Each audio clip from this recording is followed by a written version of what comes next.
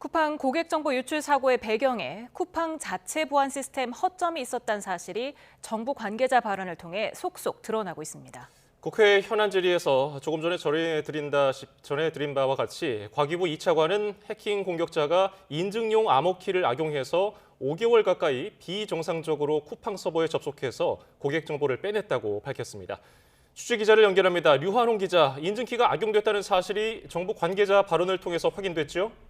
그렇습니다. 국회 현안 질의에 참석한 유재명 과학기술정보통신부 2차관은 쿠팡 고객정보 유출 사고를 보고하면서 직접 쿠팡 보안 시스템 허점을 지적했습니다. 공격자가 인증 취약점을 악용해 정상 로그인 없이 고객 정보를 수차례에 걸쳐 비정상으로 접속해 유출했다고 설명했습니다. 인증용 토큰 암호키가 악용됐고 공격자는 지난 6월 24일부터 11월 8일까지 5개월 가까이 암호키를 사용해 접속한 것으로 드러났습니다.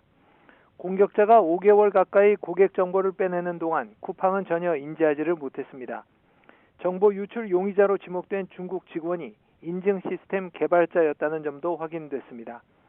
쿠팡 박대준 대표는 혼자 일하는 개발자는 없다면서 피의자가 한 명인지 복수인지 단정할 수는 없고 수사 중이라 더는 말할 수 없다고 밝혔습니다. 네, 김범석 쿠팡 창업주는 아직 입장 표명이 없습니까? 그렇습니다. 오전 10시부터 시작된 국회 현안 질의에서 사고 이후 쿠팡의 대처 방식과 창업주 김범석 의장 책임론이 거론됐습니다. 사고 직후 고객 정보 유출이 아닌 노출로 표현한 점과 입장 표명이 없는 김범석 의장 책임론 지적이 나왔습니다. 직접 들어보시죠.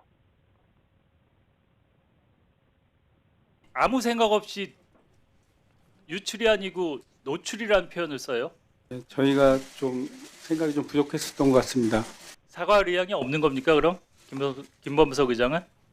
제가 지금 현재 이 사건에 대해서 전체 책임을 지고 있고 제가 한국 법인의 대표로서 끝까지 책임을 지고 사태가 좋게 수습되도록 최선의 노력을 다하겠습니다.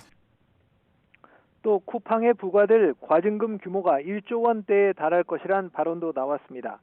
개인정보보호위원회 이정렬 부위원장은 1조 원 이상 과징금 가능성에 대한 더불어민주당 조인철 의원 질의에 매출액 규모와 위반 행위 중대성 등을 함께 종합적으로 고려해 결정하겠다고 답변했습니다. 쿠팡의 지난해 매출액은 41조 원으로 최대 비율 3%를 적용하면 과징금 규모가 1조 2천억 원이 넘게 됩니다. 예, 쿠팡에서 그동안 근로자 사망 사고가 잇따랐어도 김범석 의장은 모습을 드러낸 적이 없죠? 그렇습니다. 올해 들어 쿠팡 물류센터와 배송캠프, 위탁 배송 대리점 등에서 업무 중 숨진 노동자가 일용직과 계약직 등을 포함해 모두 7명에 달한다는 보도가 있었지만 김범석 의장은 직접 언론 앞에 나서 책임 있는 답변을 한 적이 없습니다. 이번 대규모 개인정보 유출 사고에도 같은 행보를 보이면서 과거 행적이 거론되고 있습니다. 김 의장은 지난해 11월 쿠팡의 클래스 B 보통주를 클래스 A 보통주로 전환했는데 이 과정에서 4,846억 원을 이미 현금화한 것으로 전해져 그 의도에 관심이 쏠리고 있습니다. 또 쿠팡 연매출 40조 원의 대부분을 국내에서 얻고 있지만 국내에서 사회공헌 활동은 외면했다는 지적도 받고 있습니다. 1년 전 200만 주를 미국에서 자선기금에 증여했는데 대부분 미국에서만 사용됐던 것으로 알려졌습니다. 이번 사고 여파로 간밤 뉴욕 증시에서 쿠팡 주가는 5% 넘게 급락했는데 전 거래일보다 5.4% 내린 26.65달러에 장을 마쳤고 한때 7% 이상 폭락하기도 했습니다. 지금까지 YTN 유환홍입니다.